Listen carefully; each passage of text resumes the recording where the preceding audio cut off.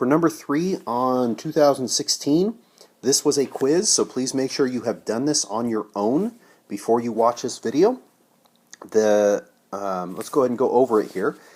We are given the graph of f in the prompt, and it says that the figure below shows the graph of the piecewise linear function f. For -4 to 12, the function g is defined by g of x equals the integral from 2 to x of f of t dt. So we're given this equation that says g equals the integral of f. For part A, it says, does g have a relative minimum, a relative maximum, or neither at x equals 10? So I want to make sure that we understand that we have to be careful about understanding what is given to us and what we are asking for. In this case, I'm asking about g, and I'm giving you f. So we have to translate that appropriately. How do I find a relative min or maximum of a function? Well, the first thing we have to do is find the critical points. How do we find critical points? We set the derivative equal to 0 and does not exist, and we look at endpoints. So here, we need the derivative of g. So here we have an equation that says g of x equals the integral from 2 to x of f of t dt. So if I'm taking the derivative of this, the derivative of the integral is going to be f of x times 1 minus f of 2 times 0, because we're applying the chain rule there. This is the fundamental theorem of calculus, but we have to apply the chain rule. Remember, we plug in our upper bound for our variable and multiply by the derivative of our upper bound. So f of x times 1, then we plug in our lower bound, so f of 2, and then times the derivative of 2, which is 0. This is if we're taking the derivative of the integral, and that's what we're doing here. Now that simplifies to just f of x in this case, and so we're looking for the critical point, so we're going to set that equal to 0. And we can see that f is equal to 0 at a bunch of different places, right? But in part A, we are looking for a specific point at x equals 10. So when x equals 10, how do I know if I have a relative min or a relative maximum? Again, we don't want to look at the graph of f, we want to consider the idea of g. So g has a relative minimum when g prime changes signs from negative to positive. G has a relative maximum when g prime changes signs from positive to negative. So one thing I might want to consider doing is, because I know g prime is equal to f, I'm going to go ahead and cross this out, and I'm going to say this is the graph of g prime. So what do we see happening at x equals 10? Well, we see that g prime is equal to 0 at 10, but it's not changing signs. So we would say g has neither a max or a minimum when x equals 10, and the reason is because the derivative does not change signs. Now notice when I'm writing this out, I'm saying not just the derivative, I'm saying that g prime, which is equal to f because that's what was given, doesn't change signs. Alright, as far as points go, you're going to get 1 point for stating that g prime of x equals f of x, and that's going to be a prominent important issue going forward in this entire problem. So 1 point for this line. You're going to get 1 point for your answer with your justification. So if your justification is not there, then you don't get that point. For part B, it says, does the graph of g have a point of inflection at x equals 4? Well, we know that g has a point of inflection when g double prime changes signs. Well, what is g double prime? G double prime is equal to f prime, because the derivative of f is f prime. So we know that there's a point of inflection when g double prime changes signs, but because I wasn't given the graph of g double prime, I need to translate that into what I was given.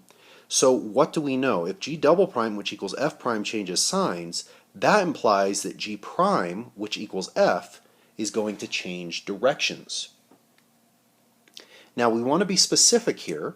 We do see when x equals 4, we do see a change in direction, but we want to be specific that it's changing from increasing to decreasing. So we're going to say that g has a point of inflection when x equals 4, since g prime, which equals f, changes direction from increasing to decreasing, okay? Because change in direction means a lot of different things. We want to be clear that it's from increasing to decreasing or decreasing to increasing. As far as points go for this guy, you're going to get 1 point for your answer with your justification, and that's it.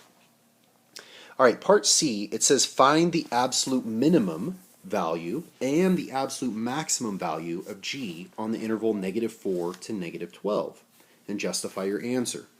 So again, how do I find minimums? How do I find maximums? Well, I find the derivative, which I already knew is f of x, g prime of x is equal to f of x. We're going to set that equal to 0.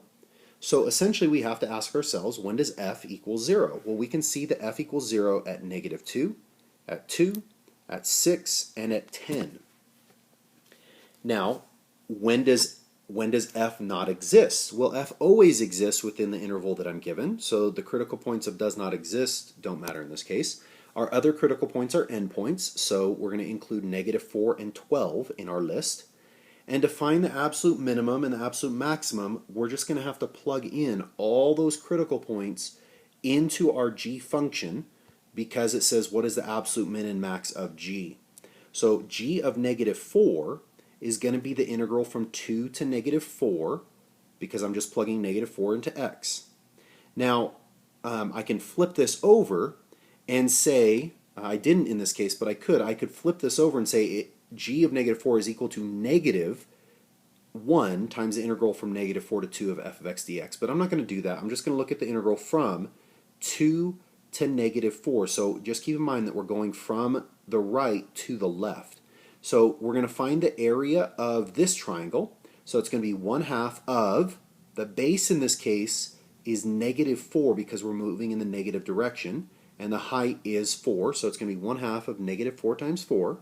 And then we also have to find the area of that triangle on the bottom, because we're going from -2 all the way to -4. So in this case, we're moving to the left, so we have a -2 as a base, and it's below the x-axis, so we have a -4 as the height. So we have 1/2 times -2 times -4. This all simplifies to -4. For the next point, we have to plug in -2. So we're going to plug in each of these critical points. So g of -2 is going to be the integral from 2 to -2 of f of x dx. Now in this case, we already kind of did that work. The integral from 2 to -2 is only this triangle here. So it's 1/2 of -4 times 4, which is going to be -8.